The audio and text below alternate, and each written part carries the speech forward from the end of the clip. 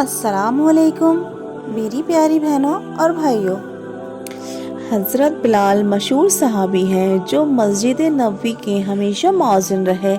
شروع میں ایک کافر کے غلام تھے، اسلام لے آئے جس کی وجہ سے طرح طرح کی تکلیفیں دیے جاتے تھے۔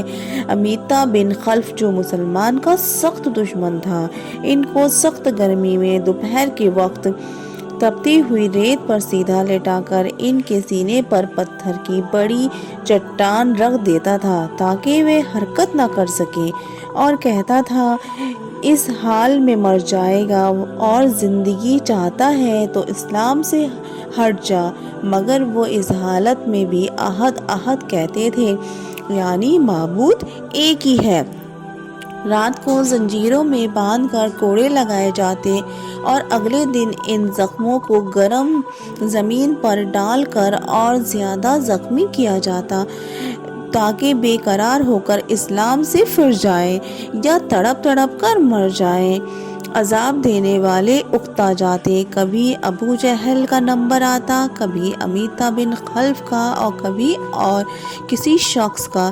ان کی کوشش کرتا رہتا کہ تکلیف دینے میں زور ختم کر دے۔ حضرت ابو بکر صدیق رضی اللہ عنہ نے اس حالت میں دیکھا تو ان کو خرید کر آزاد فرمایا، جو کہ عرب کے بت پرست اپنے بتوں کو بھی معبود کہتے تھے، اس لیے ان کے مقابلے میں اسلام کی تعلیم توحید کی۔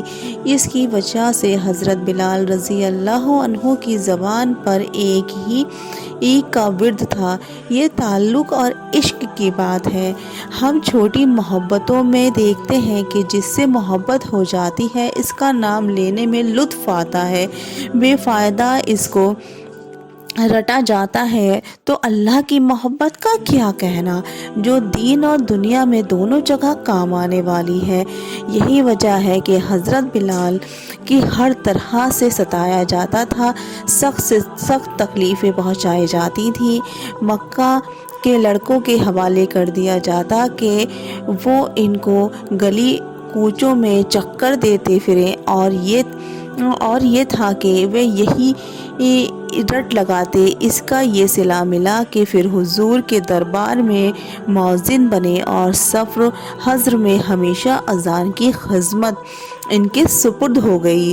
حضور کے وصال کے بعد مدینہ طیبہ میں رہنا، حضور کی جگہ کو خالی دیکھنا مشکل ہو گیا، اس لیے ارادہ کیا کہ اپنی زندگی کے چند دن جہاد میں گزار دوں، اس لیے جہاد میں شرکت کی نیت سے چل دیے۔ اس عرصے تک مدینہ منورہ لوٹ کر نہیں آئے۔ ایک مرتبہ حضور کو خواب میں زیارت کی اور حضور نے فرمایا، بلال یہ کیا ظلم ہے، ہمارے پاس کبھی نہیں آتے؟